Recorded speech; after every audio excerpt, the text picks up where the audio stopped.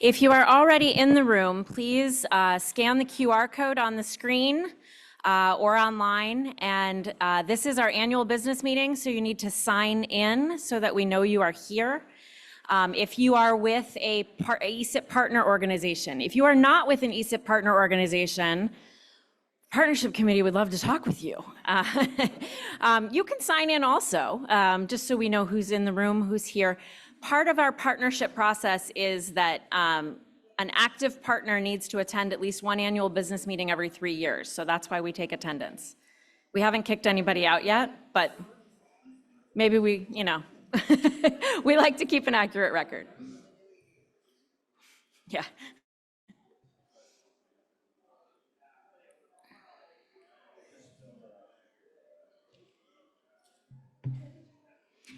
Any of you in the hallway that can hear me, now's the time to come into the room and take a seat and sign in using the QR code that is on the screen.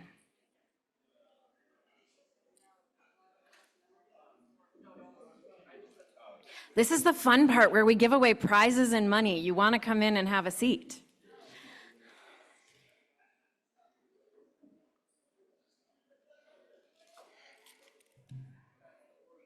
All right, well, I like to start on time and end on time, especially on the last day. So we are going to get started as people are making their way into the room.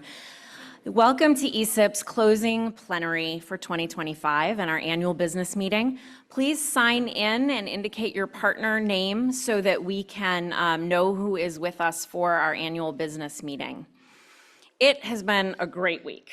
And I'm excited to close and to have so many people here in the room. We are going to start with our Funding Friday winners and some other prizes and giveaways. I will then go and lead a State of ESIP report. This is something that our bylaws require me to update our partner assembly every year on the state of the organization and how things are going.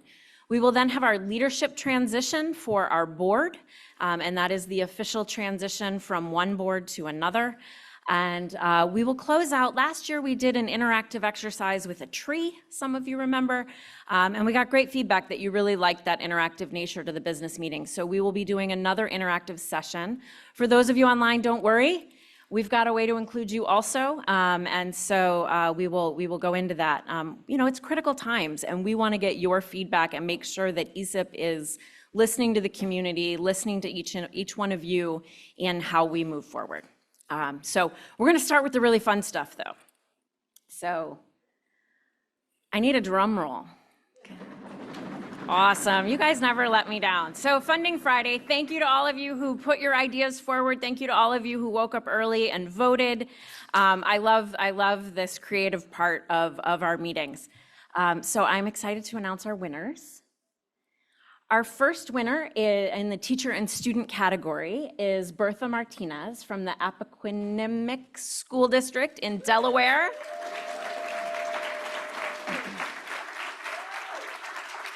Delaware also happens to be in the Chesapeake Bay watershed. I am excited to work with Bertha going forward. Thank you for voting on her project. That was the one that inspired us with quotes, and excited to see what she will do with that project.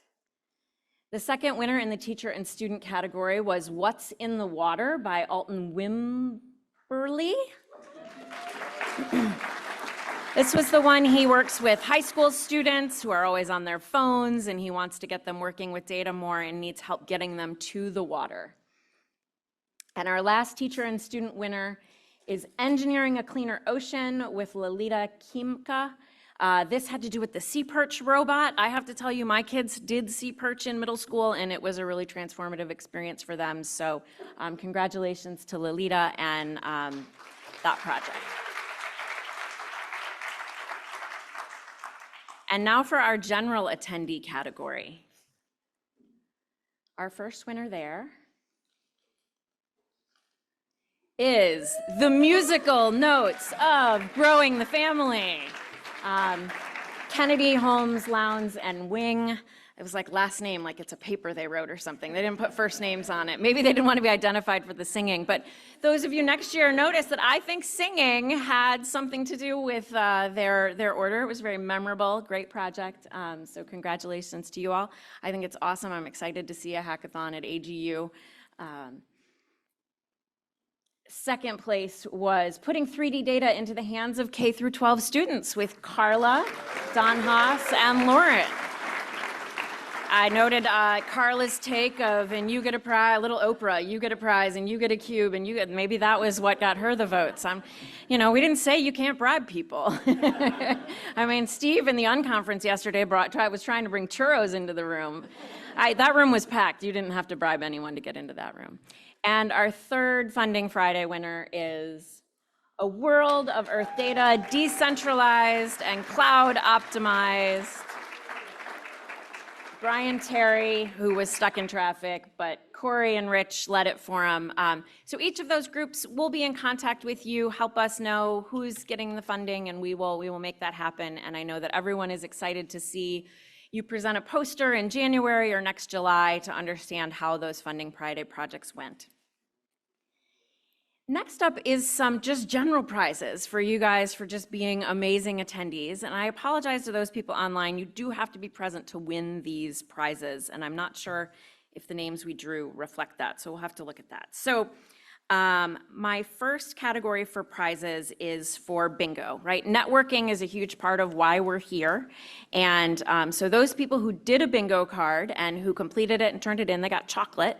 And then we are drawing for 2 prizes. The first one is, can't walk away, I have to use this. The first one is this lovely ESIP sweatshirt. It's slightly crooked, they had to reprint it, but it's still a really good sweatshirt. I mean, we're all a little crooked, right? Is Rebecca Hudak here? Yay, come on up. Thank you for networking and meeting people. This is an awesome super soft sweatshirt. You're gonna love it. Crooked and all. It's. I had to get out a ruler to really confirm it was crooked, and so it'll be fine. And our second bingo winner gets this Seattle bag here with goodies that were given to us by Visit Seattle. Is Jacqueline Witt here?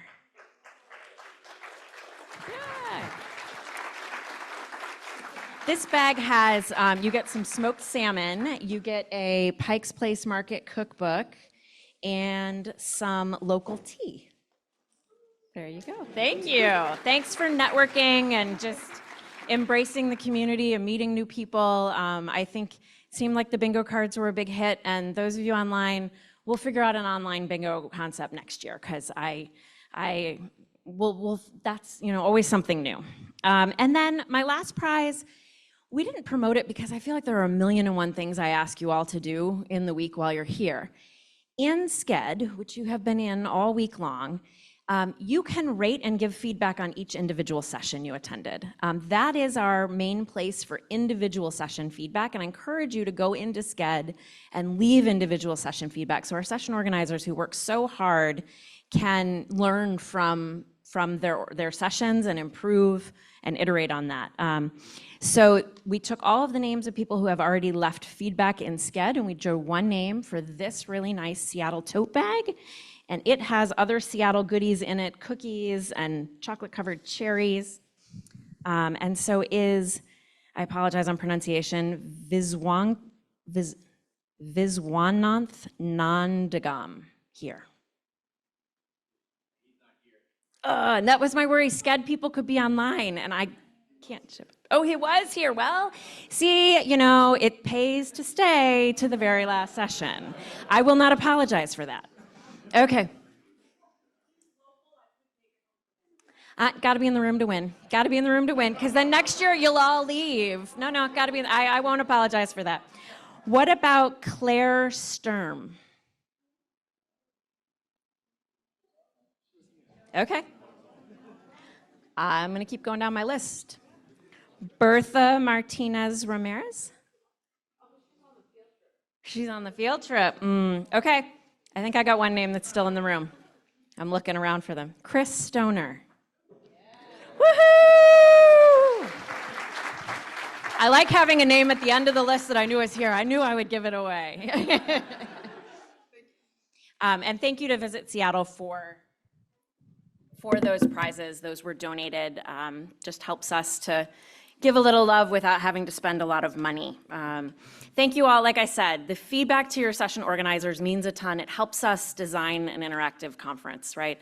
I was talking to a first-time attendee who I've actually known for years earlier in the week, and she said, wow, like ESIP meetings are just different. It's much more interactive, right? And I want to thank Charlie Haley, our facilitator, who works with all of you to make that happen. We want it to be different. Different is good. So that brings me to kind of kick off the annual business meeting and the state of ESIP. 6 years ago, I came into ESIP and I did not know a soul. And when I tell you I didn't know a soul, I didn't know a soul. I took this job and I looked at the board and I was like, nope, don't know any of them. I looked through the community, didn't know anyone. I think there was one, I was telling Lorraine this morning, I knew Dawn Wright from my past work. But who hasn't heard of Dawn, right? I hadn't met her, but I was like, okay, there's my one crossover point. I met Dawn very quickly, as a matter of fact. This community has been so welcoming. So if you are new, like, you're not alone in being new, and I was once new, and I just thank this community for the welcome I've been given, the love, but most importantly, I have learned so much from all of you. And I don't think that you can participate in ESIP and not be just enriched with the knowledge of this community. And so I'm really, really grateful for this. So this is my 5th State of ESIP presentation. And I'll be honest, the first 4 kind of took the PowerPoint from the year before, made a couple changes, and everything was good, and all the charts went up, and life was grand, and it wasn't a hard presentation to give. And this year I went to write the state of ESIP, and it's different, right? The world is different. I was nervous coming to Seattle, right? I was like, this is my last meeting, and I don't want the room to feel empty. This is my last meeting, and the registration finance numbers aren't exactly where I'd love them to be.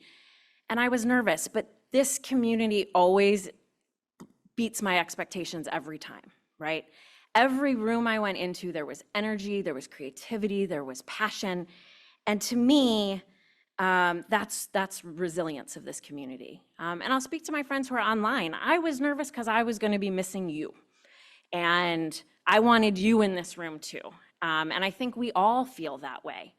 But we felt you online, we saw you online. We know you're there, we know you'll be back. But the energy in the room, while a little bit smaller, I mean, this room is not empty. On the last day, the catering guys are gonna kill me when they see, they're like, lunch, that's more people than we planned for lunch. So this community shows up time and time again, and that's what's needed.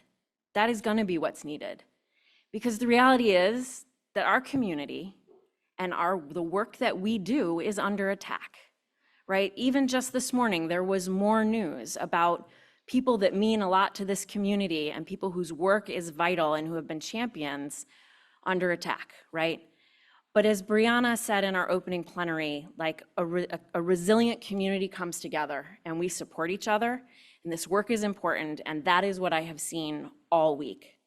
So while the state of ESIP is different in 2025, and our world is different in 2025, this amazing, dynamic, and resilient community is as strong as ever, and that is thanks to all of you.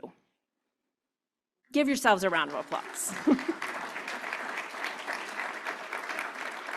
Now I'll move into the slides. So I always like to start this is our annual business meeting, and grounding in who we are and where we are, right? So ESIP, our vision is a world where data-driven solutions are a reality for all by making earth science data actionable by all who need them anytime, anywhere. And how we do this, our mission, is that we empower innovative use and stewardship of earth science data to solve our planet's greatest challenges.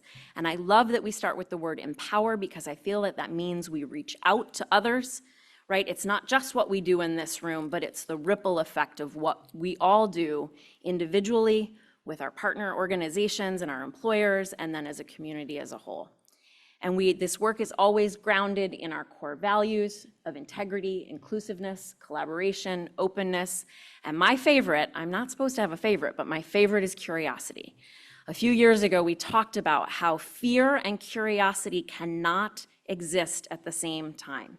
If you are afraid of something, the best thing you can do is get curious about it, because as soon as your brain gets curious about it, the fear starts to slip away, right? And ESIP is a curious community in a world where there is a lot of fear. And I feel that that is how we build our resilience and how we support each other as a community. So how are we doing? This is our partner growth chart over the years. We have added many, many amazing new partners in the last 12 months. And I can tell you, we need people to step up and join the partnership committee that will be reformed. Our committees reform after this meeting each year. We'll put up the link to sign up for committees at the end of this session. You can also put your name on a piece of paper by the registration desk. But our partnership committee right now has 4 partnership applications sitting in front of them that need to be reviewed, right? So the interest in being a part of ESIP and being a part of the magic that is this community continues to grow. We have a wonderful list of partner organizations, some here in the room. Some of these partners, I'm like, whoa, how were you not a partner before? Glad we got you on the list. Because we want to be an inclusive community, right? So I know that there are some of you who are with organizations where you don't necessarily feel you have the power to bring full partnership. Let's talk, let's figure out, I want ESIP to be inclusive of all. There's no cost to be a partner. If anything, you save money as a partner. It's cheaper to register for the meetings, so come on in. Our collaboration areas, as I told the first time attendees session, right? ESIP is not just a conference once or twice a year. We are an active community 12 months, 52 weeks a year, right? And we are trying to look at ways to measure the impact of our collaboration areas, to measure how much collaboration are we seeing, right? So we have over 30 collaboration areas that you can access on our website. We have over 300 hours of calls each year, and then we look at how many people are on those calls. We have over 1,800 hours of collective engagement. Think of that brain power, all coming together to work together on our common opportunities and challenges. I wanted to highlight one particular outcome of a collaboration area this year. The Sustainable Data Management Cluster released their repository crisis scorecard. I thought this was a great example of how this community can work in an agile manner when an opportunity or a problem emerges and quickly develop a tool or a product that is useful. And how do we know it was useful? The repository crisis scorecard has only been out for a few months. Someone might be able to tell me exactly how long. 2 months. In 2 months, that scorecard has already been downloaded over 1,200 times. That's incredible, right? And that work is continuing and it's iterating and it's developing. And I just love that example. And then I tried to look as I saw that our meeting registration was going down. And I thought about a lot of my friends in agencies and universities that are seeing shrinking workforces. I thought, do people still have time to show up for a cluster call, right? That may become a luxury for many as more work is consolidated with fewer people. But actually in the last 6 months, when you track how many people are showing up on our collaboration area calls, we've seen a 12% increase in participation in that time. Now, I'll put a little asterisk on that data, right? That data is, did we have staff in that call, writing down how many people were there and putting it into the database that we keep for that. It's not a perfect figure, but it's a snapshot. It's a way for us to track the pulse of activity in the ESIP community. And I was really excited to see that because I wasn't sure what that number would look like. So this is the list of our current collaboration areas. I will point out we have had 3 new collaboration areas proposed in the last 12 months. That is the Data Help Desk cluster, the EarthComms cluster, and the Geodata for Health cluster. We still have one cluster that some of you heard about, the AEOIP land management cluster is very soon to be proposed and finalized. That's a partnership with NASA and the US Forest Service. So if there are issues that have emerged this week that you need a place to keep talking about, talk to our program committee, talk to our staff. Let's see what is it that you need to keep that conversation going. And then our ESIP Lab grants program. In the last 12 months, these are 4 grant projects that were awarded in the last year. Actually, all of those PIs were here this week, which is amazing. They gave poster talks on some really great projects that have happened over the last 12 months that were kickstarted with ESIP funds. I was really excited to learn about all of them. You are hearing it here first.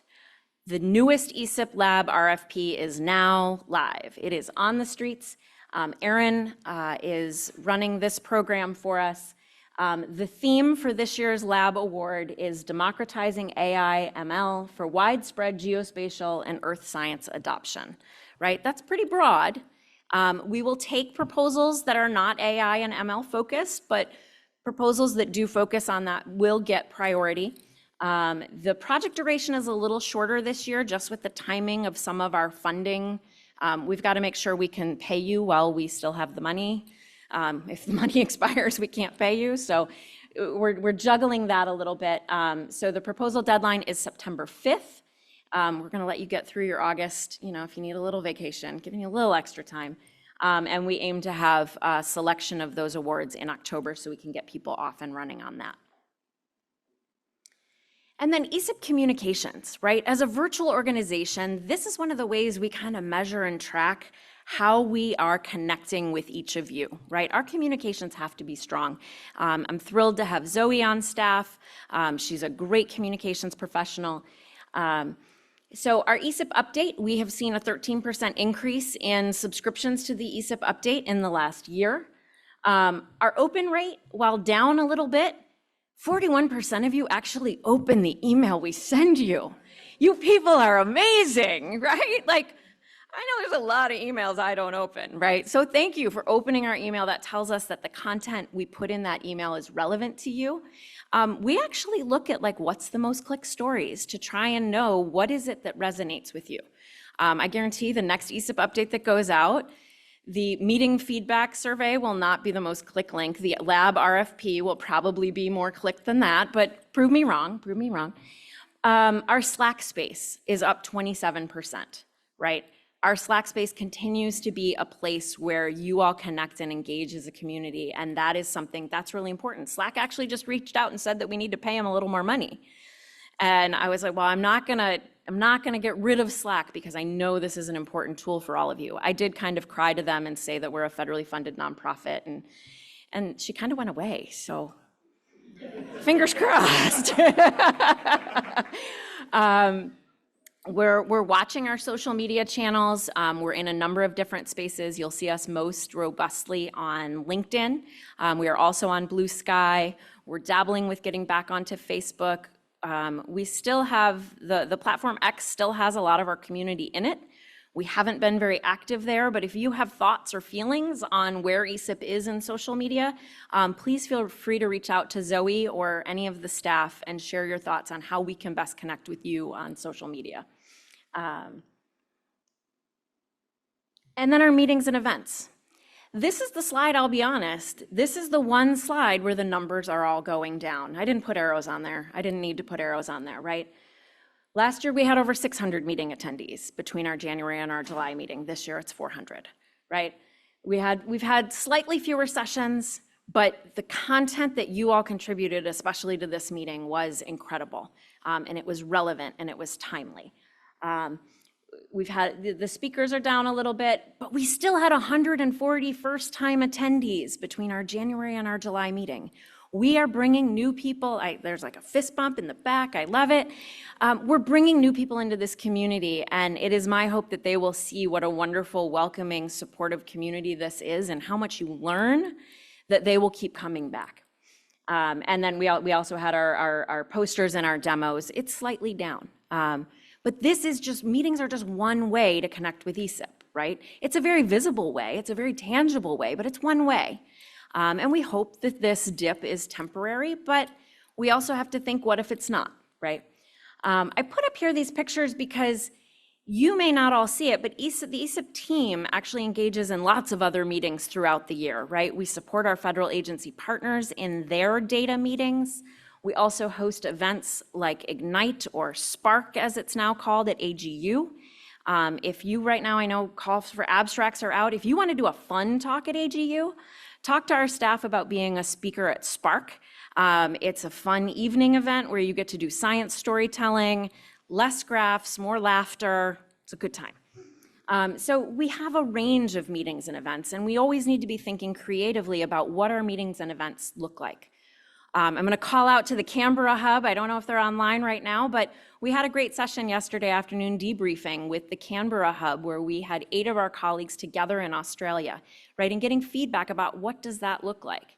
Knowing that climate impacts are important to this community, and how do we do the collaboration we need to do, being aware of our climate impacts and our travel impacts. I would love to see our European engagement increase. Maybe next year there's an Australia hub and a European hub or 2. So keep challenging us to always think creatively about how we're doing our meetings. I had been asked this a couple times, so I wanted to show this breakdown for you about how this room, and this includes online as well, how this meeting looks a little differently than last meeting, because you're all data people, you want to see the data, right? So we have 2 pie charts up here. The pie chart on the left was our 2024 July meeting in Asheville. And this is the composition of our meeting attendees. And the best way I do that is by email address, right? What is your email? And it's a proxy, it's not perfect. So the blue is .govs, right? So 48% of our attendees in Asheville were .govs last year. Right, and then our next biggest sector was .edu. So that can include some teachers if they're at the teacher workshop, but a lot of university folks. That was 23%. Then next was our .coms. So sometimes that's private sector, sometimes it's a contractor. I never know whether to put the contractor in the .com or the .gov bucket, but sometimes it's an individual who registers with a Gmail address, right? So that's where it's imperfect. And then our red was .orgs, that was 10%, and then our international at 2%.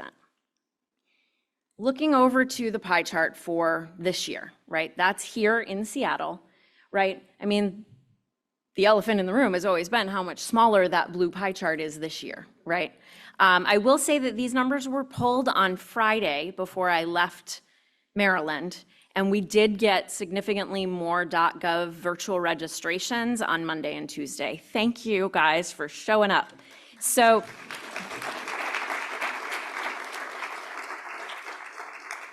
I can adjust these numbers. That wedge of the pie did grow, but as of Friday, our government attendance was less than 17% of the composition of the meeting. Right, that's a huge shift, and we have to acknowledge that shift, right? Our education folks, our universities, our researchers, now is a much larger segment of that pie at almost 37%, and you can see the rest of the numbers.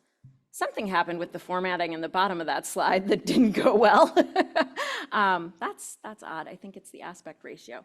So overall, from one year to the next, our federal government sector registrations, number of registrations, not as a percent, but as a number, was down 83%, right? Our private sector registrations were down 46%. So even though the pie wedge still looks great, we are smaller because a lot of those contractors were not able to come into the room. Even our largest segment of .edus, our universities and teachers, we have 25% less individuals from that sector in the room today than we did a year ago. The 2 sectors that went up, we have more nonprofit people in the room this year than we did last year. And similarly, and when I say in the room, I mean online too. I mean here with us. And then similarly, thanks to the efforts of the Australia crew and the piloting of the hub, our international registrations, I think it's up a third. I think it's up 33%, but small numbers, big percentages, you guys know the math, right? The nonprofit part got my attention, and it just made me wonder, right? Like when we see disruption in society, when we see threats to different sectors, right? Will civil society, and I know we talked about defining civil society, but will that nonprofit sector step up and fill the gap, right? And it's kind of a question I have out there, right? But I love to see that our participation from the nonprofit sector this year is greater than it was last year, and I hope that it grows even more next year, and I'm glad you're all here. So for 2026, we will have our fully virtual January meeting in January, and then our hybrid in-person meeting will be in Austin, Texas. These are the dates. We would love to see you there. It will be fantastic. It will be warm. Patty. Oh no. Okay. We will update the dates. Pay no attention to what's on the screen. Pat, you all know Patty's really in charge, right? Thanks for catching that, Patty, and we will update that. So no state of ESIP is complete without a financial picture and some of the nuts and bolts that I need to share with you. So these numbers are showing you FY23 to FY24, right? We're almost at the end of FY25, but I don't have audited numbers to show you yet. These numbers all look really great. Like, you can walk out the door and say, wow, ESIP's looking amazing. Like, that's great news. We have been strong financially. We continue to be strong financially in really uncertain times. I like to share this slide for you all to see kind of the progress of our financial sustainability, right? First, we have our total net assets. We have our endowment. That is what funds our Raskin Scholarship. And then we have our board designated reserve. If you love this kind of stuff, our finance committee would love to have you as a member of our finance committee. It's an important time to be on our finance committee. And so sign up for that committee if numbers are your jam. I will tell you that in my time here, the endowment has grown because we have had the luxury of not having to pull from it. Each year we award the $5,000 Raskin Scholarship. The endowment was not at a size that a $5,000 annual draw was sustainable, right? Like it wouldn't have lasted long enough. So we made the decision with the board for a number of years to say, we can cover that scholarship. We're gonna just let the endowment continue to grow. We'll see how this year ends. We may have to, we may take that $5,000 this year, and that's okay. But that's how that endowment has grown a little bit. And it is getting close to a place where it could be, 5,000 could be a sustainable draw rate. Our board designated reserve is our rainy day fund. And I'm gonna be honest, folks, not in Seattle, but amazingly, it's raining out there, right? And we haven't had to touch that board designated reserve in the last 5 years, probably longer before that. When I came, the reserve was really small, and that was something that kind of scared me, frankly. We have worked really hard to grow that reserve to over $200,000 through a lot of just good financial management in partnership with the board and the staff. We're still not yet at a target reserve rate, right? A nonprofit should have 3 to 6 months operating cash in reserve. We're not quite there yet, because there definitely have been some people who have said, like, well, does it have to go into the reserve, or could we use it for some fun project? And I gotta say right now, I'm grateful for the thoughtful financial management of just building that reserve, right? We are taking a loss on this meeting. I know registration fees were higher than anybody liked, but we are losing money on this meeting. We are in talks with the hotel. We'll see exactly how much we're losing, but we may have to dip into our reserves this year to cover some of those losses, and I'm glad that we have them and that they are there to keep ESIP, the amazing, strong organization it is. So that's kind of your financial update. And then I know you all are wondering, well, what's the state with your current agreements, Susan? And how I said that my last 4 state of ESIPs, we had 5-year, we had cooperative agreements with all of our agency partners, 5-year agreements. Things were very steady and stable.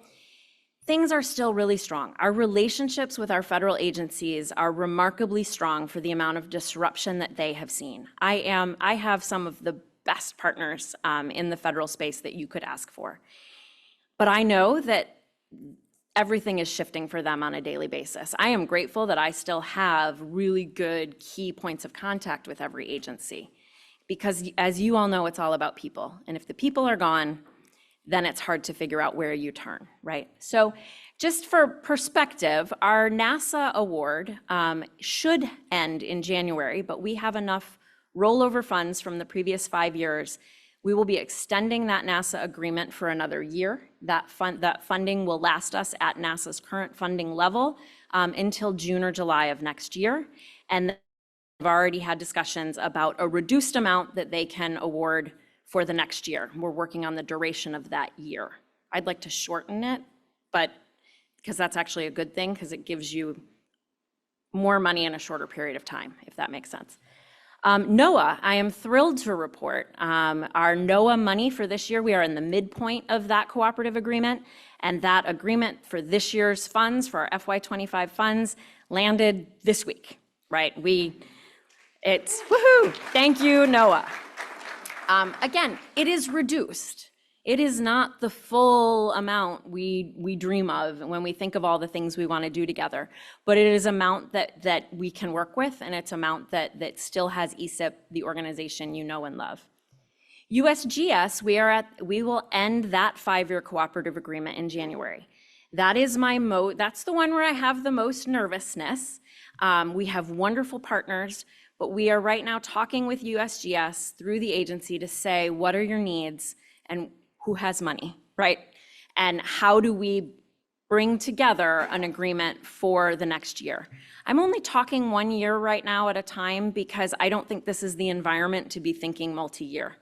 I'm optimistic that things will get better, and let's just take things in a really restrictive environment 1 year at a time. So if you're with USGS and you love ESIP and you have things you want to do, if there are ways that we can creatively partner, if there are things that ESIP can do that maybe you can't do inside, that's what these partnerships are supposed to be for, right? ESIP was created because the National Academy said, federal agencies, the job of observing our planet is not yours alone. You need a place where you can work with researchers and the private sector and nonprofits, right? And that's what these agreements fund. They fund this amazing place so that we can reduce duplication of effort, we can increase efficiency, we can further innovation by working together. So I believe in that investment, and I'm grateful to our federal partners. Our Forest Service agreement is the last one on there. It's small, but it's mighty.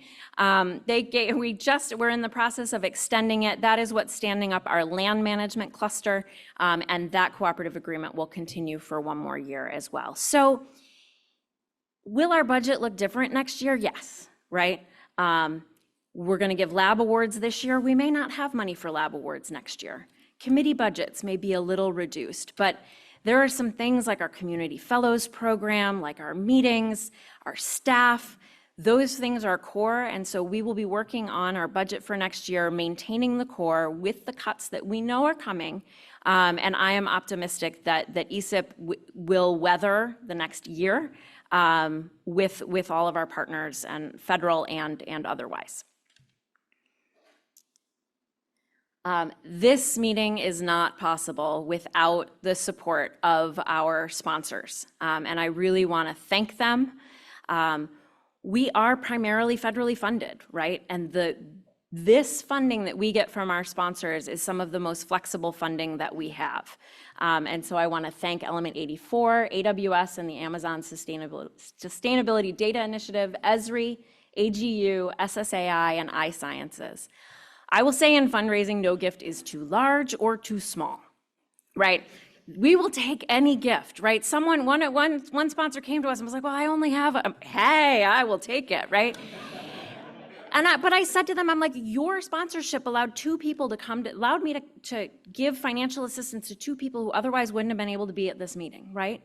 And that makes a difference. It makes a big difference for those individuals, but it also makes a big difference for the whole community.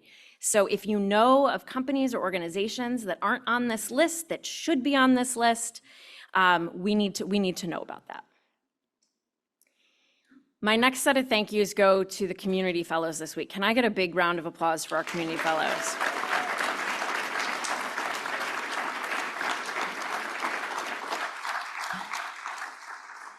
I love that some of our past community fellows are the most enthusiastic in the clapping for the current community fellows. These individuals are incredible.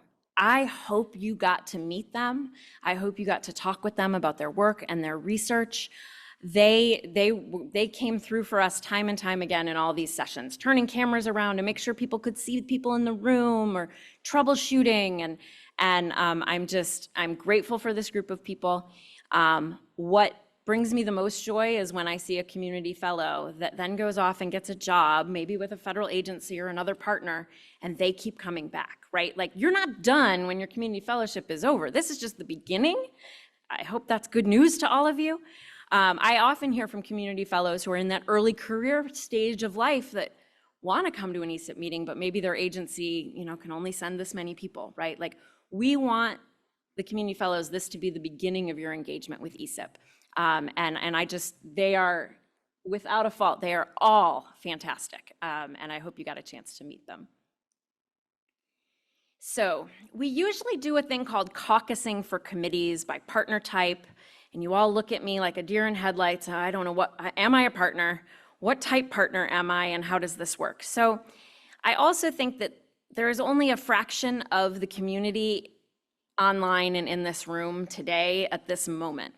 We have a form to sign up for committees. I am going to believe in you that you all want to be on committees and you're going to sign up for committees, because committees are what make ESIP work, right? If you care about this community, signing up for a committee helps you learn more about it. Ben Galuski gives a very passionate speech about how much he has enjoyed being on ESIP committees. He gave that in Asheville last year. Here is a sign-up form. Tell us what committee you're interested in. If you're interested for multiple, the staff will follow up. We'll have a conversation. We'll figure out where your skills are most needed. We would love to see you on one of our committees. This really helps us do the business of ESIP. If you don't know anything about finance, but you'd like to learn a little bit more, we'll teach you. If you don't know anything about governance, we'll teach you, right? If you know GitHub, definitely sign up for governance, because all of our governance is in GitHub. Partnership, you get to learn about new organizations that are interested in ESIP, right? It's usually a once-a-month meeting, and really great people, and you get to grow your relationships with others in a smaller setting within ESIP. So my last slide is, I have to thank our outgoing board. So this brings us to our transition part of the meeting, where we have our old board, and then we will move to our new board. This board has been an incredible joy to work with. I want to thank our technical committee leaders. I especially want to thank Marshall and Alicia, who are outgoing, and Chris, who are outgoing and not continuing in that role. They lead the technical committee conversations. They are an incredible resource, and they bring a lot of passion to the organization. And then on our board, we do have a fair amount of turnover on our board this year. I want to thank our two outgoing at-large board members, our Kathy Todd Brown, who is online, and Gapeng, who's in the room maybe. Peng, thank you. But Peng's not going away. She won't be on the board, but she will be our data stewardship chair. Next, we have many board members who are continuing, but I want to thank Rich for leading our nominations position. The nominations chair is appointed to the board, so that position will get appointed in the coming weeks or days, month, we'll see. Leslie Shee has been our partnership committee chair. Leslie has so thoughtfully led the partnership committee, thinking about what does partnership really mean, not just evaluating the application that come in, but more broadly on partnership. So thank you to Leslie, who's in the back. Ruth has been our finance committee chair, an excellent finance committee chair, and I've just enjoyed working with her, thinking through financial sustainability of ESIP, thinking through investments, all of those things. And then that brings me to John is continuing in governance. Douglas and Denise have been an incredible thought leadership team with me. Not to spoil the surprise, but Douglas is continuing in the role of president, but I want to thank our outgoing president. Denise has been an incredible thought partner with me. You may not realize it, but Denise and I talk at least every other week. She has really helped me understand the culture of this community, because you all are different. You may not know, you may not know how special it is, but the culture of this community is not what you see in other places. And when I talked about my transition, my number one priority was finding someone who understands the culture of ESIP. And that can help our new staff understand the culture of ESIP. And Denise is the person who led me on that journey. She has been so active for so many years, and I know that she's not going to just fade off into the sunset. In fact, she's the chair of the search committee for the next executive director, so you haven't seen the last of her. But I want to thank Denise, and on the table there, I have a gift for you. I believe it is one of your favorite data. I can't read the fine print and I don't remember exactly what it is, but it's data that you care about. And I hope that that's, it's really fine print. It's really fine. I'll read it.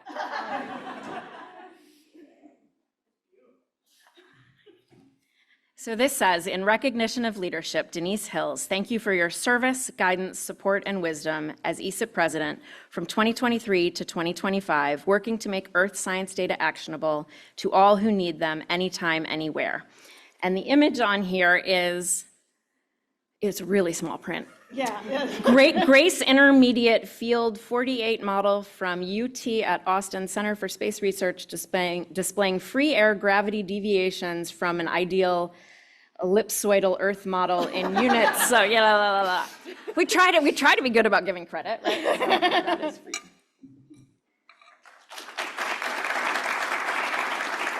I'm not going to try yet. So I will turn it over to Denise, but more to come. I'm not done.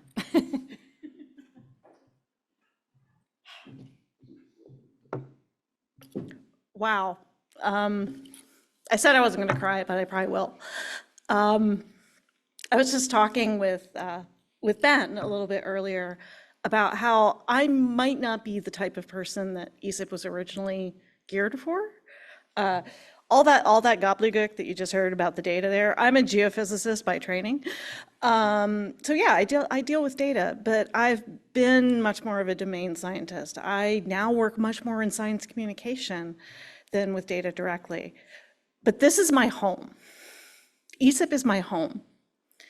And thank you for allowing me to give back to my home. It's been an emotional week, and the fact that this is the first time I'm actually starting to tear up, I think I'm doing good. But this is a really, really special place. When I first came here, even though I wasn't who ESIP was originally geared for, I was welcomed. I have learned so much in my time, and it has truly been my joy, not just pleasure, my joy to give back to the group that I consider my home. So yeah, you're not getting rid of me either. Like, you've got to at least put up with me for the next 6 months as we search for our next full-time executive director. It has been a joy working with Susan. I like to say that Susan helped ESIP really grow into itself, really kind of grow up a little bit. And I'm looking forward to our interactions with her and her organization in the future. But before I take up too much time, it is my pleasure to introduce our next set of volunteer leaders. Some of these are holdovers from the last slide. We have, for our technical committee leaders, we have Kogan Shimizu and Ji Peng joining Chris Petizo and Carla McAuliffe. Welcome them. That is a lovely role to have people step into. Yes, you can applaud.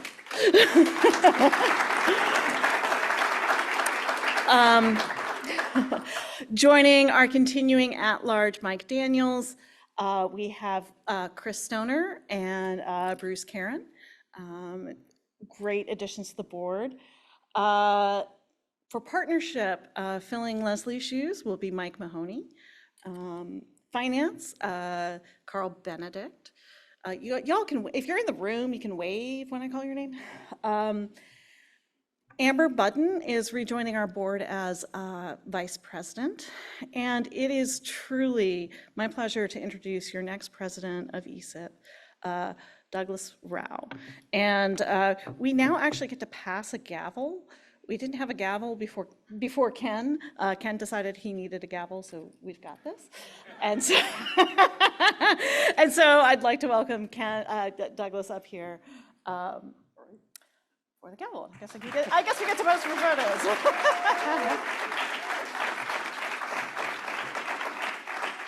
All right, Douglas, I'll let you say a few words.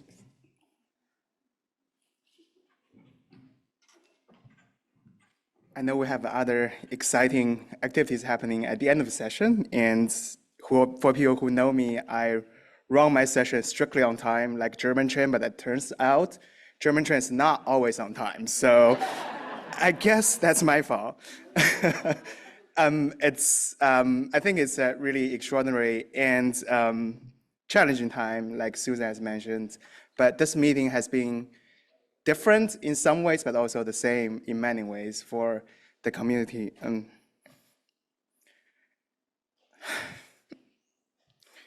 I blame Denise. Yeah. So it's very different who is in this room.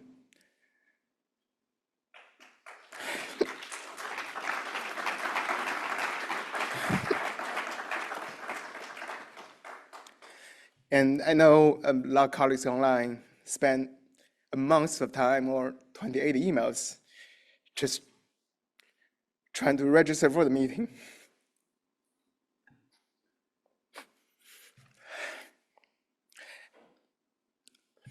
I can do better. I thank everyone for being here.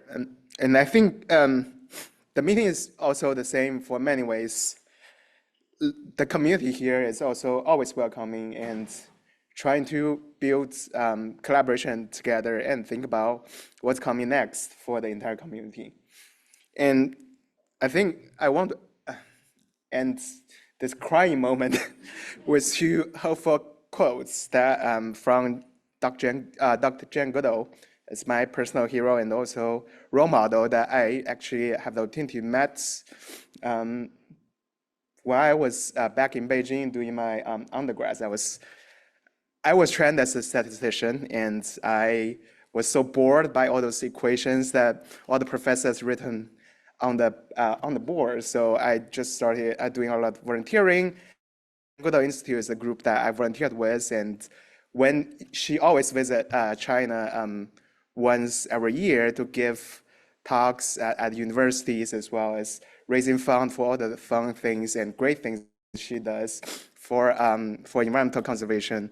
And I was able to spend a week with her as her chauffeur during my senior year at Jane Goodall Institute as an intern. So one of the quotes she always say is that only if we understand can we care. Only if we care will we help. Only if we help, we shall be saved. This is a community care about what we do deeply. And I thank everyone for what they do, but also it's a time for us to let other people understand what we do and care about us and move forward with a lot of things that we do. And the last thing, and I also want to invite Susan back to the stage. We have some surprise for Susan as well. So the last quote is that every individual matters, every individual has a role to play, and every individual makes a difference. And I was on the search committee for Susan 6 years ago. So I have the chance to work with Susan over the past 4 or 5 years. And I'm really happy for you for the next organization, but also we know you sell and your son sells. And also you're going back to Chesapeake Bay, Chesapeake Conservancy. So the board decided you need a map of Chesapeake Bay. So this is the fake check that you usually see at those events. So this is not the final product you're gonna get, but this is just an example. That's one of the gifts coming in your mail. So we want you to have it and maybe put that in your office of your new organization so you can keep thinking about ESIP and also come back to this community afterwards.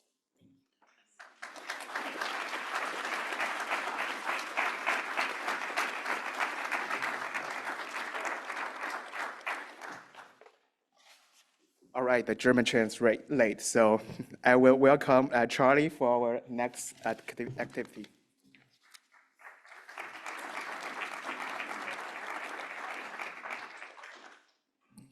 So whoop, I got a note. Oh, Steve wants me to not overlook this historic moment that Douglas is the first community fellow to become president of ESIP. Woo! That is awesome. And what I will say is, who's next, right? We do have Mike Mahoney as a board member, who is also a former community fellow. There could have been other board members, I don't know for sure, but thanks for being the first, Douglas. So we're going to make things fun, and this is the interactive move around the room part of the closing meeting. We're not going to close the meeting just yet. Douglas will get to bang that gavel, I promise. So we've talked about it, right? That elephant in the room. ESIP as a community is so resilient, but we have an uncertain future ahead. And so I talked with Charlie about designing an exercise to get your feedback, your input, because we know that the ideas and the solutions that come from many are always better than the ideas and solutions that come from one or two people. So online and in the room, we are going to break up into 4 groups, 4 online, 4 in the room, around 2 critical uncertainties facing ESIP's future. Those uncertainties are on these axes. Sorry, long week. One, the vertical is federal investment, right? Federal investment in ESIP. And we're specific that it's US federal, right? There's money in other places. I'd love to know more about it and to get it. But for now, let's look at federal investment. So on the right-hand side, that represents federal investment in ESIP stays stable where we have been historically or increases. And then on the left, it is federal investment is reduced or eliminated, right? We don't like that, but it's something we have to think about. The other axis, the vertical axis, is community participation, people showing up, right? You showed up this week. But so the upper part is community participation is flourishing. The down part is community participation is floundering, right? Each of these quadrants represents a different operating scenario, a different reality for ESIP, right? And so what we're going to do is we're going to break this room into these 4 quadrants. We have 4 breakout rooms in Zoom, and you can go to one of those, the operating scenario you are most interested in exploring and discussing and helping us think, what does this reality look like for ESIP and what do we need to do? So you'll have questions to describe this operating environment and its possible ripple effects, and then describe a strategy that will allow ESIP to navigate moving through, thriving, or leveraging this environment. So I have to step this way a little. So thinking about, federal investment goes up and community participation goes up. ESIP is growing on all cylinders. What does that look like? Right, because some people said some of these quadrants, I can't see that happening. Federal investment decreases, but community participation is still high. That's kind of where we are right now, although participation's lower for our July meeting, right? We don't have the federal investment, but the will of the community is still very strong, and you all are hungry for ESIP, and you're showing up, right? The bottom right quadrant, our federal investment stays strong, but people aren't showing up. And someone said, I can't really imagine that. And I said, actually, I can, especially in our federal sector, as that federal workforce shrinks and they are doing more, and they maybe aren't able to show up to ESIP. They still have some resources and they're able to give us some money to keep us going, but maybe the people aren't showing up because there's been so much disruption in the workplace, right? That are people still able to come and show up and participate and give that intellectual capital to ESIP?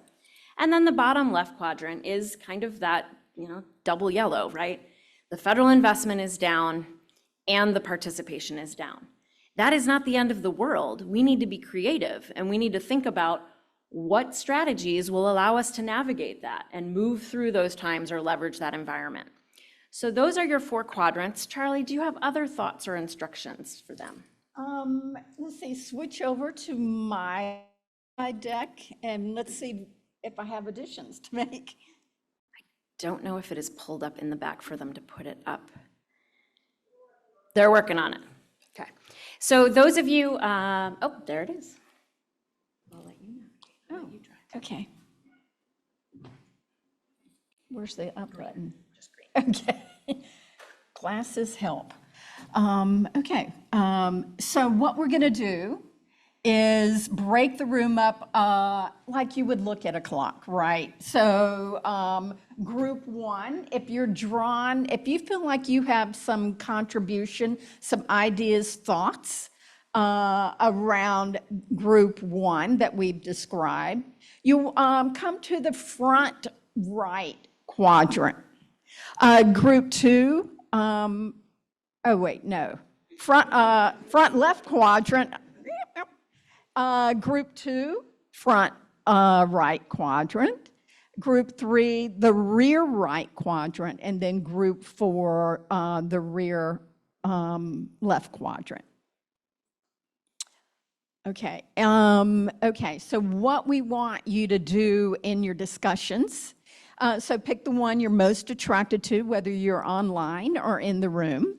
And we want you're going to only have about 25 minutes. So you want to paint a detailed picture of what does that operating reality look like. And you want to look at the ripple effect of that and explore that. What's the different constraints? What are the challenges? What opportunities might there be to leverage? And then 10 minutes to then explore what are some strategies for ESIP being able to operate successfully and maybe even thrive in that environment. Give your operating environment a catchy little name, and then we'll have 2-minute report outs from each group. So appoint a representative that can talk very fast. We will have a board member that will join each of the groups for a couple of reasons. One is some of your questions, like when I was working with Susan on this, I was like, can ESIP do this? So it was just like, I didn't know what the constraints might be. So board members may be able to answer your questions as you explore that operating reality. Take notes. Facilitate that. So I would invite the board members to go to ones you're attracted to, but make sure there's a board member in each of the in-person rooms. If you're online, we don't have board members online, I don't believe. Okay, Susan's going to organize that, but I invite you, if you have, you can really self-facilitate this, but if you have questions, put them in chat, and then Susan she's going to be popping in and out of the rooms, and she'll know, oh, group 4 has a question. So in chat, put group 4, and she can pop in and answer your question.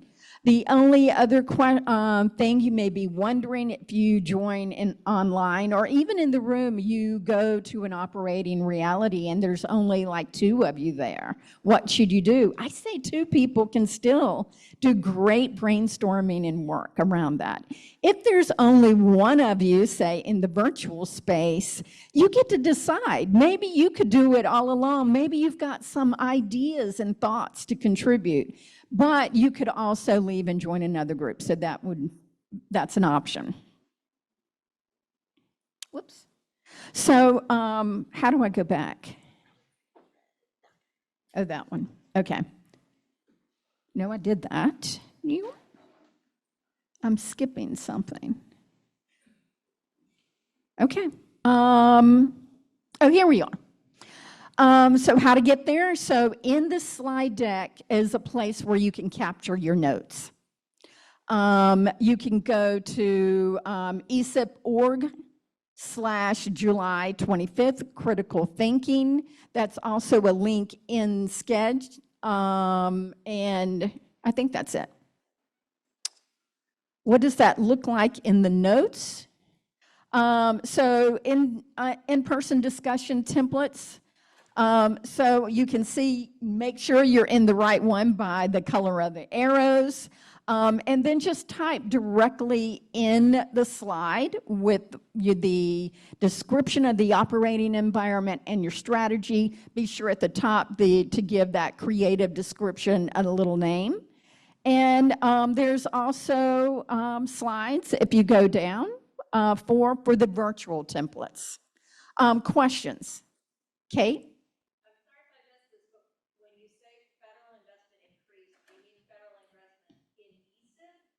Yes. This will. The outputs of this, I mean, there is the broader world, right? But as this is the ESIP annual business meeting, this is getting your community input to help guide Mark, our new interim executive director, help guide our board in looking at ESIP strategic planning in the years ahead. That's how these outputs will be used, and I guarantee you they will be used. So yes, it's specific to ESIP as an organization. Thank you, good question. And the only thing I had to add to this one, so for like group 2, you're like, woohoo, well, we just keep doing what we're doing, right? But there are challenges to that. It's like ESIP has a pretty small staff. If you really get a lot more funding and there's a lot more interest in the community increases, like what are the challenges with that? Maybe you have more satellite meetings, like with, like you said, with Australia or European partners. It's like I invite you to just expand your imagination on what are those challenges and opportunities for, for that particular one. Group 4 down here where it's bad. We don't just give up and we don't assume that there's no interest, so we should just like close ESIP down. It's like exploring why, how can we help? Is the interest there, but community participation is just down? So exploring the edges of these scenarios. And I think that's it. So I invite you to move to the quadrants now that attract you. And take a computer, so at least somebody needs to have a computer. And I'll put the questions up here after you move to your place.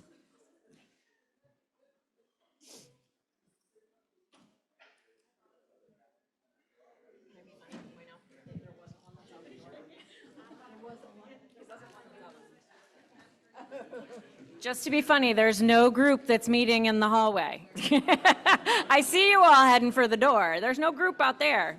All the groups are in the room or online.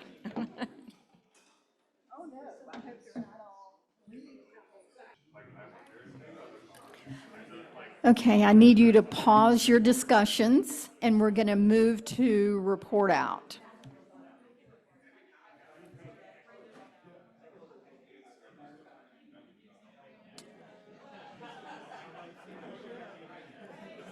Okay, everyone pause. We're going to do report out. Stay in your groups for now, might be helpful.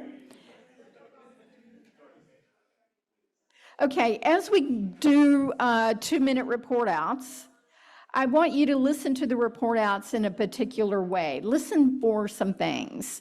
Like go, okay, out of what everybody is talking about, their strategy and what the environment looks like just for you individually, like what stands out in your mind. But then it's like, are you hearing any strategies that are showing up in multiple scenarios? Then that is a robust strategy that ESIP should probably invest some time in developing.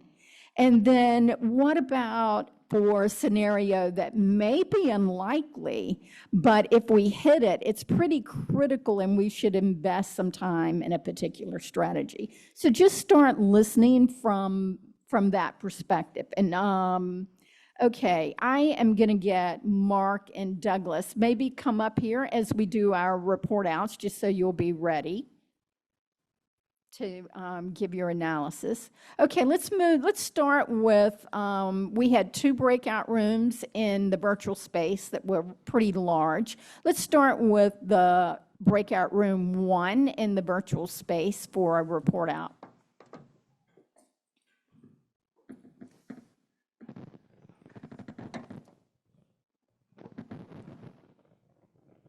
Oh, yeah, group 1, we were supposed to pick somebody. And you got volunteered. We Yeah, go ahead. we think Thanks, we think Douglas should go. No, no. I lost my visual for, oh, here it is. It's right in front of me. Okay, I'll speak. I'm Dave Jones with Storm Center Communications and have been around ESIP since day 1, which is pretty awesome. Got to wipe the cobwebs off my ears. So we had talked about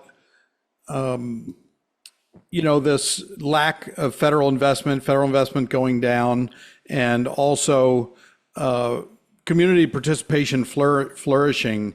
Like, all of us want to keep participating in ESIP. So what can we do? The current dynamic, that ESIP community remains vibrant, clusters are active, meetings are well attended, volunteer energy is strong.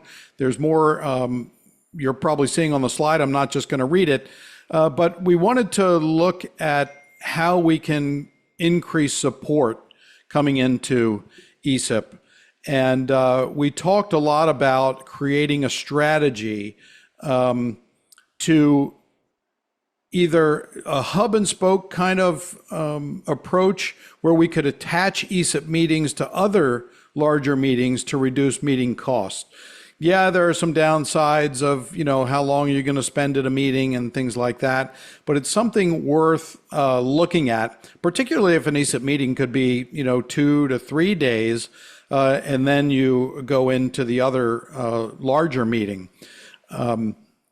The other thing is that we talked about having ESIP hire a development officer, someone who can get out and build relationships with donors, with the sole purpose of fundraising. And so we talked about having a committee for that, and maybe that committee could help define what they would like the development officer to do. But development folks, it is all about relationship building. You got to go in there. You got to talk with people. You got to talk with organizations. Maybe the committee could identify proposals to go after for nonprofit funders. And then possibly reaching out to NGOs to fill those funding gaps. We've come across funding opportunities for organizations that want to fund convening. They only fund meetings. And so it's like, oh, well, that's not us. That's not what we want to do. But they're out there. And I think ESIP would be surprised at the type of funds that are available. I don't know what size, but some will be available for distribution to a group like ESIP. If large corporations or, the executive committee gets together and says, okay, we're going to define companies medium size and above, large size and above, if they want to join ESIP, there's a value there for them. It's almost like having ESIP as a private R&D funding organization, right? Great ideas come from ESIP. Okay, any last additions very quickly, Dave? Anything else? Okay. I think that's it. Okay, thank you. Awesome. Awesome input. Let's do group 1 in the room. Who's your spokesperson? Oh, yeah. Thank you.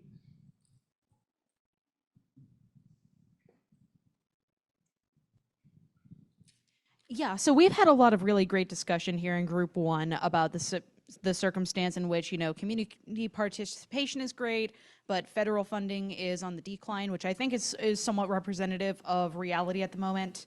And so we talked about what this sort of means for the operating environment. And I've written a lot of points about, there are bureaucratic barriers and sort of barriers in mindset. I think, there could be sort of like a slight decline in morale. I think that us as individuals are going to have to, work harder. We've sort of came to this agreement that, there's going to be more unpaid labor on the part of the individual.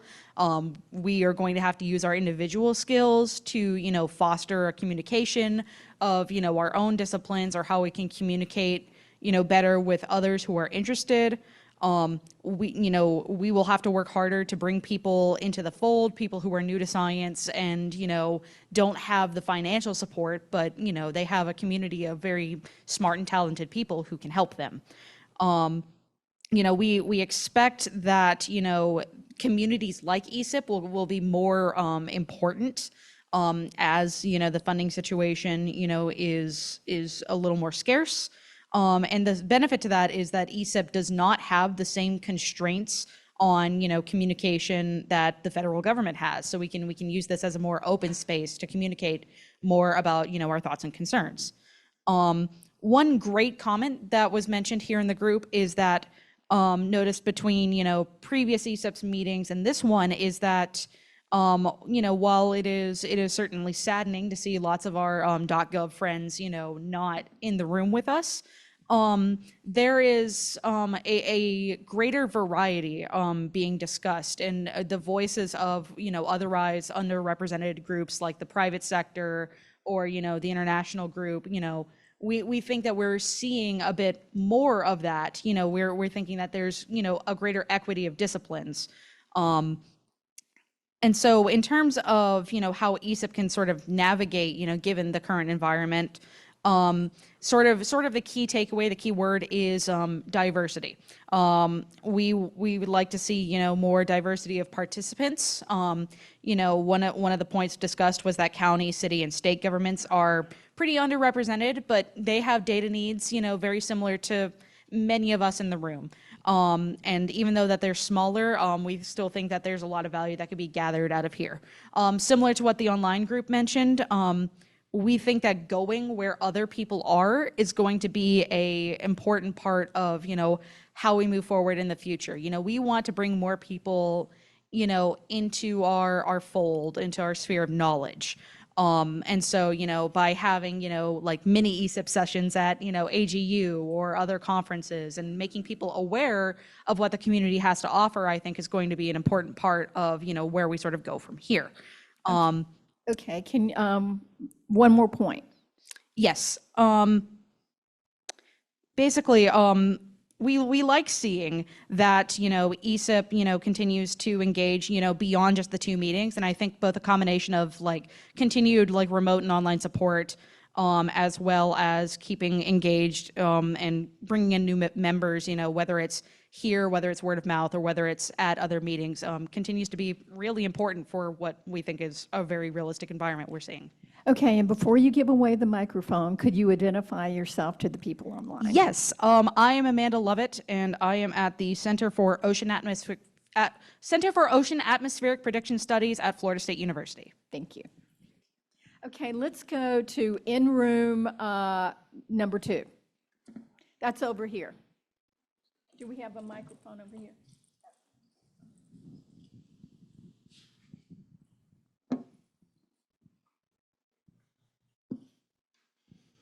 All right, I'm Andrew Child from the University of Idaho.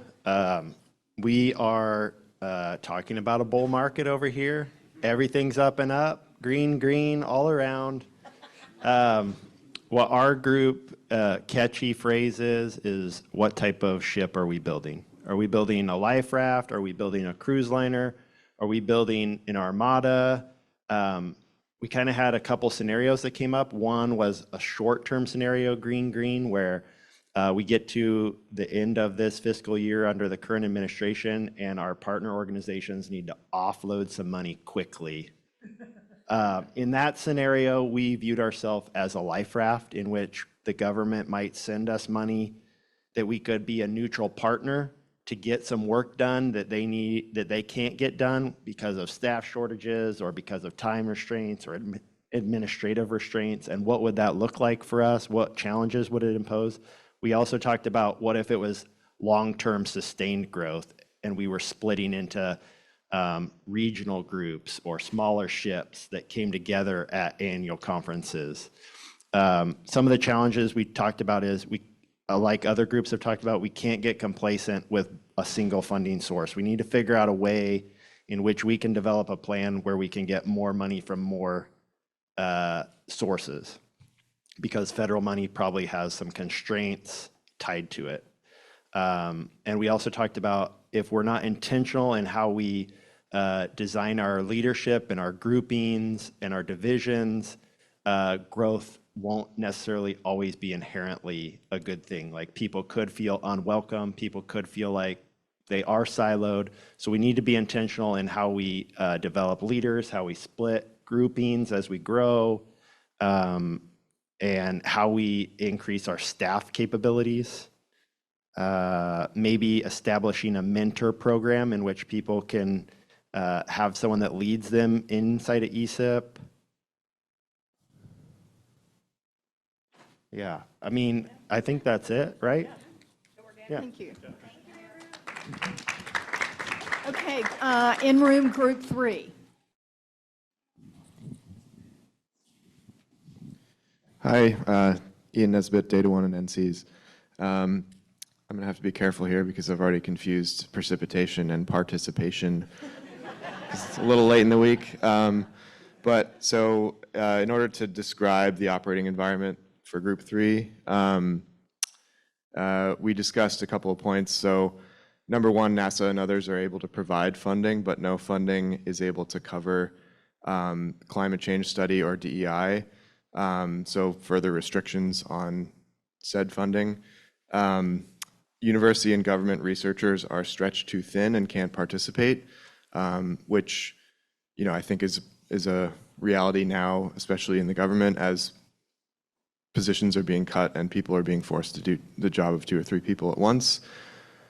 Funding increases for AI, but not for researcher participation in the partnership. ESIP is doing the wrong things and has the wrong focus, was another point. Or a chaotic environment causes a loss of partners of ESIP. So that's sort of the scenario that we envision for this quadrant. And then a strategy that might help to mitigate the risks in that environment. Reframing language to work around key trigger words for adverse actors. So, reframing DEI or climate change into something that's saying the same thing, but in not so many words. Help people attend in some way with either direct funding or through a reframe to employers around, the concepts of maybe professional development or like a workshop type environment. Help people attend by issuing certificates or awards, verifying like learning or participation, to show the value of the fact that people attend ESIP and learn all these great things. Create participation requirements, so presentation maybe, or participation in a cluster, or serving in leadership.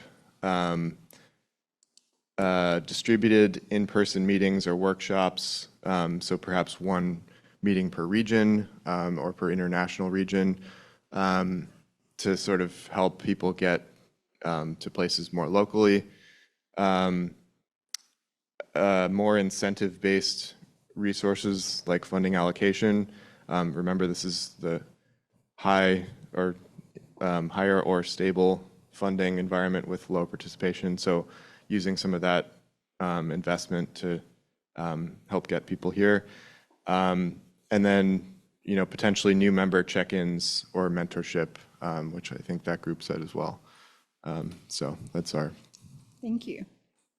And let's go for the in-room group 4.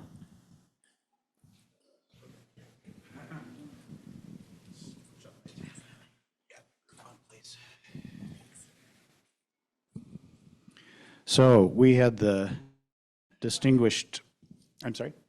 Oh, I'm Rob Casey. Of course, yeah. Earthscope Consortium, I've been going to ESIP for a number of years. It's a great organization. Our particular scenario is where we have reduced federal funding and reduced community participation. So it's kind of a double whammy situation. And the picture that we have, if we're looking at that scenario, is that we recognize that the money incoming into the organization is going to be heavily reliant on registration fees. And so that makes us start to think about we've got to consider other sorts of strategies for generating revenue with participation. There's a lot of situations where we would have to be looking at other forms of funding. A big component of having fewer attendees, and perhaps we even felt like we experienced that here, was that it affects the continuity of mind share and experience. And so we lose something very valuable that you can't put a price on. We got really quickly into strategies. Everybody was kind of in solutions mode. So we were out to solve things. So when it came to revenue, we were thinking about maybe a membership model instead of individual payership into a meeting, where you would actually get like institutional memberships to join in, and we would have to broaden who we could consider members. We would want to consider outreach to state agencies, potentially. If we can't rely on the federal government, can we look to state agencies to become participants in this? And we had to, in all of this, step back and evaluate what is the core mission of ESIP. If we have to consider austerity, what is it that we cannot afford to lose, even in a situation of reduced funding and resources? And a lot of us, I think, agreed that the face-to-face meetings are still core to this, that it's very important, and this would be a shame to trim out. So we could always scale down the in-person meeting format, but we would still want to incorporate in-person meetings and maybe enhance and grow the hub model that we observed with the Australians as we bring in a lot of other virtual attendees. Maybe having instead of individuals checking in, a group gathering together in remote places, connecting with ESIP, may prove to be an interesting way to expand our reach for less cost. We can increase our outreach to commercial interests, but we would not want to turn ESIP into what was described as a trade show, but instead bring them in as solutions and idea generators, and that they could be representative of solutions to the scientists here and benefit us that way. And finally, we might want to consider even setting up a committee that looks for new sources of funding, such as philanthropic organizations, foundations, and so forth, places we have not looked before, and potentially even write grants, write proposals for grants as volunteer committees. So I'll just keep it short. Thank you. Let's switch over to virtual room 4. Who is going to report out for that? That'll be me. This is Beth. I'm Beth Huffer. I work at NASA's Atmospheric Science Data Center. I've been coming to ESIP for about 15 years and so sorry that I'm not there with you guys this week. But we had a good discussion, a small but lively group for this discussion. And we're looking at the situation where federal employees are overworked and stressed out and really just not able to participate in ESIP. And because of that, participation is down, funding is way down, ESIP staff is stretched thin, and we're looking at, how we can, we called our strategy the Phoenix, how can we rise from the ashes? So one idea was, I think we've heard this from other groups as well, going after private foundation funding to try to make up for the loss of government funding. That ESIP has a lot to offer these foundations, and we think that targeting some of that money, they get a lot of bang for their buck by funding an organization like ESIP, which has diversity, broad reach. Even if our numbers are down, there is a lot of power behind ESIP, and it's a great way that for foundations looking to fund science and science-related activities could get some bang for their buck. So that was one of our main ideas. Another idea for participation was to actually proactively reach out to some of the federal employees that have been taking the early retirement and early resignation programs from in the government, because many of those people actually are retiring, but might not have been ready to retire. And this is a great place for them to come and continue making the contributions that they were hoping to continue making. I think there was a report that the numbers of 62-year-olds applying for Social Security had gone way up recently. So I think, some people really are retiring even though they might not have wanted to. And so that's a good group of people that might be interested in being more active in ESIP. So helping ESIP staff that's maybe going to be stretched thin in a low funding environment, and also offering those people an opportunity, federal employees that are being forced out, offering them an opportunity to share their knowledge with us. Having something like the membership idea that was just presented, trying to get in-kind donations and maybe even other kinds of contributions from private industry as well. So nonprofit and for-profit companies that are interested in the kind of work that ESIP does. And Susan, when you said, no donation is too big or too small, that really spoke to me as a small business owner, thinking, yeah, maybe I could make a donation even if it's not a giant pile of money. So that was another idea. Let's see. Yeah, reaching out to commercial partners to provide resources and also to support with technology and other kinds of things. And trying to facilitate lobbying. So maybe rallying some of the people that are now not employed by the federal government anymore, rallying them to participate in lobby days at their with their local representatives, and also at the federal level. So that was another idea, and I think that is it for us. And jump in, anybody from the group, if I left anything out. We need to start wrapping it up, but thank you, Beth. That was fabulous. Okay, so we have a few minutes left. I'd like to hear from Mark and Douglas. Like, what did you? We missed 2 groups. We did? No, we didn't. 2 online. Oh, there was no one in those. Oh, okay. You scared me for a minute. Okay, so maybe we can put up the slide deck so we know what questions they're responding to. So, Mr. President, what did you hear? What stood out for you? What was a theme that reached across all the 4 sectors? I think a few things. I promise I won't cry this time. So I think a few things jumped out. One is really understanding the needs of the community, and where ESIP go should really driven by the needs of the community.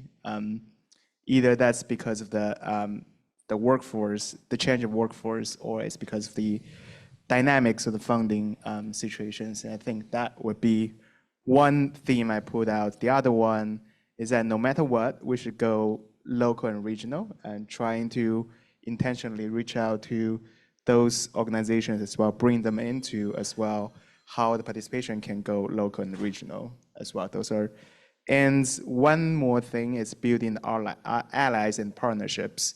No matter in the situation where we have more funding or less funding, those allies and partnerships will be helping us be more sustainable in our model and the community, as well as advocating for the things we do and the resources we need. Yeah, I heard very similar things. I want to pick up on a couple of things you said. So one is intentional, that we need to be deliberate and strategic going forward. That's something I think the board is definitely hearing. That was I saw that as a theme across the whole meeting, that we're grappling with how we're going to address this. The other big one, and I think you hit on it, but you didn't use the word, is diversify. And so of course it's diversify funding, but it's also diversify the people, the organizations, our approaches, going to them. I really like the idea of engaging more at the state and local level. I think we have a huge relevance to them, and we haven't really tapped into that in the way that we could. And another word that I didn't hear today, but came up a number of times throughout the week, and I think Jed yesterday really hit it on it, is this notion of a consortium, or building a utility, building efficiencies over where we have common functions and working together, because ESIP can do things that the government can't, and be that the federal government or state and local governments, or individual corporations or nonprofits. So, yeah. I do think one more thing that have been touched on, both in some of the discussions in sessions early on, as well as conversations today, is the knowledge sharing and the continuity of the knowledge that was in the community, and then how can we sustain that in whatever situation that we're in, and ESIP can be a place where we can facilitate those knowledge sharing, as well as being very intentionally to create those mentorship and knowledge transition from the people who used to be with us or have more interest in continuing working in the community. So I think that would be another really valuable thing ESIP can be the home for. Yeah, I totally agree. And I had a thought there and it just went.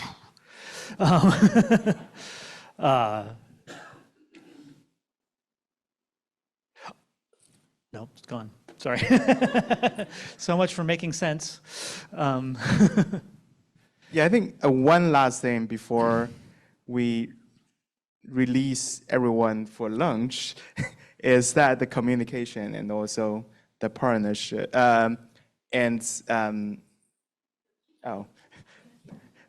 the communication, right? That I think there's conversation about how do we communicate what we do, and also being more intentional about those communications. And yeah, and that reminds me, the thought that I had that was this notion of a brain trust.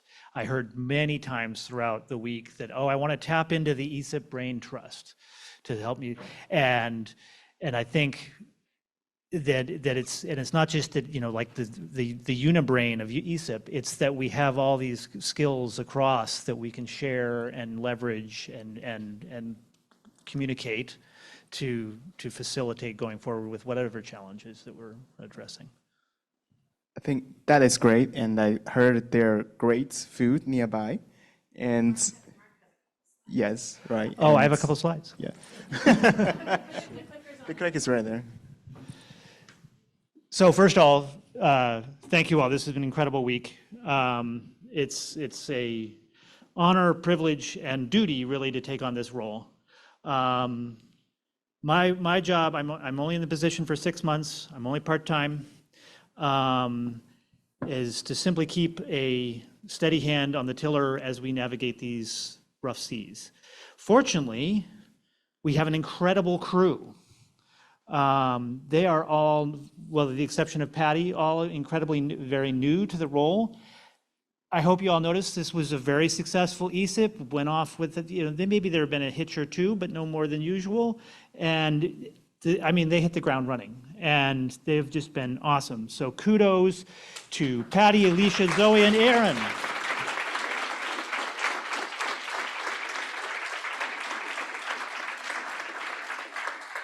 And then finally, to abuse the ship metaphor, thank you, Group 1, the ship is the community. We got a great crew, I'll do my best to keep a hand on the tiller, but the ship is the community, and the ship is robust, seaworthy, unsinkable. That's what's going to keep us going, and it's the connections between all of us that build that robustness, and that's what we're fostering. And it's the connections between the people in the data and the software, et cetera. It's all about the connections. So I just want to keep, that's my job, is to keep fostering that, but you all are just incredible. And so to that end, be more involved. These committees are crucial to how ESIP operates. And so just to reiterate what Susan said earlier, we encourage you to sign up for any of these committees. If you're interested in more than one, we can help guide you. But these will be especially critical as we go through these challenging times, as we grapple with our finances, as we figure out potentially new governance models. I mean, not revolutionary new governance models, but these new strategies, et cetera. So I encourage you to do that. And evaluate the meeting. We want to hear your feedback.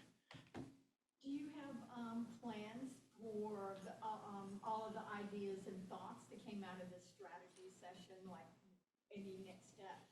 My next step is to meet with Douglas. We're getting together this afternoon and just sort of digest everything that we heard from the meeting, everything that we heard from this session, go into your notes, and then figure out when the board is going to next meet. We have this new board. We need to get the new board onboarded onto our ship and start some strategic discussion. And then, of course, the crucial thing that Denise will be leading, we should have an announcement for the new director out next week, maybe 2 weeks? Early August at the latest. So be thinking about that. Many of you are qualified. Tell your friends. And because we want a strong director that has strong knowledge of the community going forward. Okay. And his first official act.